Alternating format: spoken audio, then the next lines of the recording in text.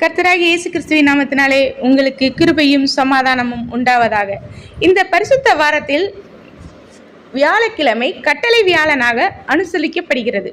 கட்டளை வியாழன் அல்லது வியாகுல வியாழன் அப்படின்னு சொல்லி கூட பார்க்கலாம். மாண்டி தேர்ஸ்டே. மாண்டி தேர்ஸ்டே அப்படின்னா இந்த சொல் லத்தீன் மொழியிலிருந்து இருந்து வந்தது அப்படின்னு சொல்லி கூட பார்க்கிறோம். மாண்டி அப்படின்னா கட்டளை அப்படின்னு சொல்கிறாங்க. இதை எப்படிலாம் சொல்கிறாங்க அப்படின்னு பார்த்தீங்கன்னா, Maundy Thursday, holy Thursday, great holy Thursday, Thursday of mysteries, then covenant Thursday அப்படின்னு சொல்லி கூட எல்லாம் நம்ம அழைக்கிறத நம்ம பார்க்கலாம்.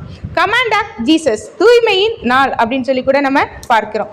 எப்படி இதில் எவன் பெரியவன் இல்லை ஏசப்பா பக்கத்தில் யார் உட்காரணும் அப்படிங்கிறதெல்லாம் என்ன செய்யுது, சீசர்களுக்குள்ள சண்டை வர்றதை நம்ம பார்க்கிறோம். அப்போ தாழ்மையை ஏசப்பா இந்த இடத்துல என்ன செய்கிறாங்க, சீசர்களுக்கு கற்றுக் கொடுக்குறாங்க.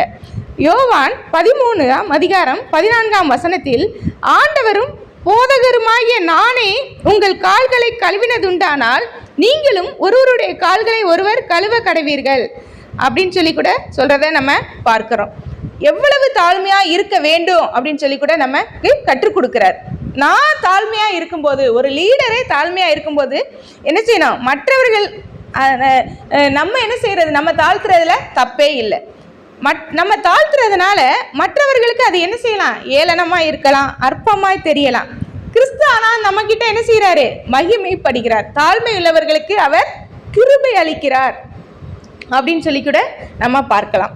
வேதத்தில் இன்னொன்றையும் மற்றொரு வசனத்தையும் பார்க்கலாம். தாழ்த்தப்படுகிறவன் உயர்த்தப்படுவான் அப்படின்னு சொல்லி கூட கடவுள் நம்மளை சொல்கிறாரு. கடவுள் என்ன செய்வார், நம்ம மற்றவர்களுக்கு முன்னாடி தாழ்மைப்படும் போது கடவுள் நம்மளை என்ன செய்கிறாரு, உயர்த்துவார் அப்படின்னு சொல்லி கூட நம்ம பார்க்கலாம்.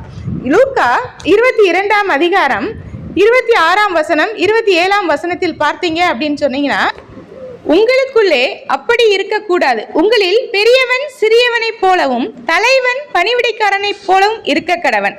பந்தி இருக்கிறவனோ பணிவிடை செய்கிறவனோ எவன் பெரியவன்? பந்தி இருக்கிறவன் அல்லவா?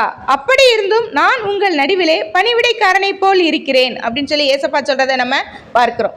தலைவராக இருக்கிறவர் அவர் என்ன செய்யறாரு, 12 சீசர்களை நிப்பாட்டி ஒவ்வொருத்தருடைய கால்களையும் கழுவிக்கிட்டே இருக்கிறாரு.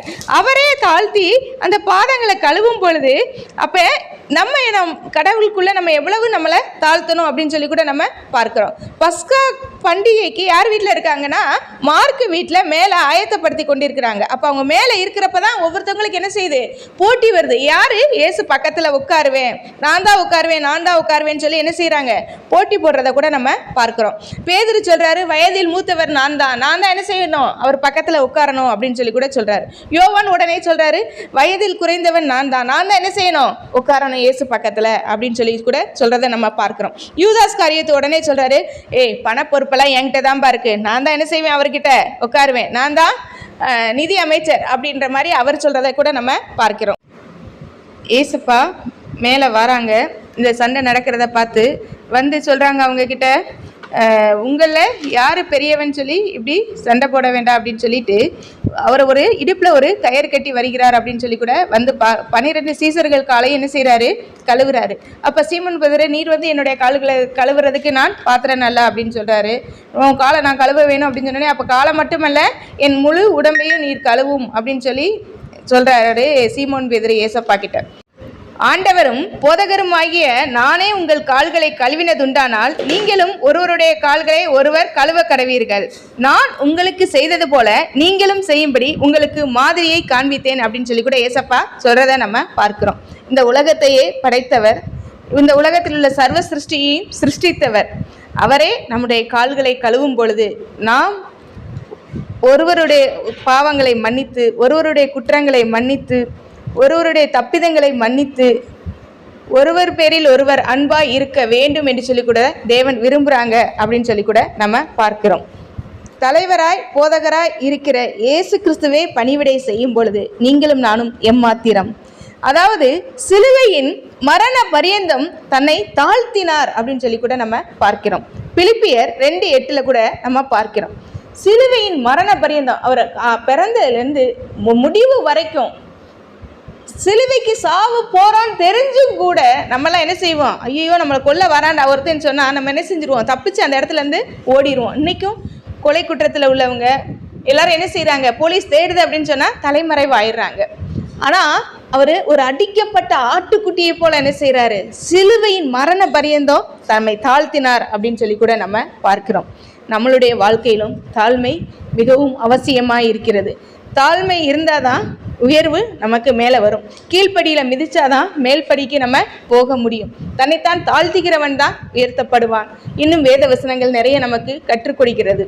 தேவன் தாமே இந்த வசனங்களை ஆசீர்வதிப்பாராக. கிருபையும் இரக்கமுள்ள தேவனே, ஏசப்பா, நீங்கள் எப்படி உங்களை சிலுவையின் மரண பரியந்தம் உங்களை தாழ்த்தினது போல நாங்களும் எங்களை உடைய சமூகத்தில் தாழ்த்துகிறோம் சுவாமி. ஆயக்காரனை போல என் தேவனே அப்பா, பாவியாகி எங்கள் மேல் கிருபையாயிரும் சுவாமி. ஆமாப்பா, எங்களிடத்துல ஒன்றுமே இல்லை அப்பா, குயவன் கையில் களிமண் சுவாமி. உம்முடைய சித்தத்திற்கு எங்களை ஒப்பு கொடுக்கிறோமே சுவாமி. எங்களை உடைய சமூகத்தில் தாழ்த்துகிறோமே அப்பா. ஆவியானவர் இடைபடுங்க சுவாமி.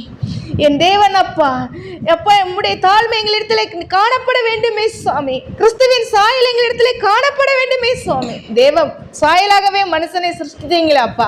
உங்களிடத்துல தாழ்மை காணப்பட்டால் எங்களிடத்திலும் அது காணப்பட வேண்டுமே அப்பா. தொடர்ந்து நாங்கள் எல்லா விஷயத்திலையும் நீடிய பொறுமையாயும் தாழ்மையாகவும் இருக்கேன் தேவன் நீங்க கற்றுக் கொடுங்க. தொடர்ந்து வழி நடத்துங்க, காத்துக்கொள்ளுங்க, பலப்படுத்துங்க. நேசிக்கிற இயேசுவின் நாமத்தில் பிதாவே, ஆமென்.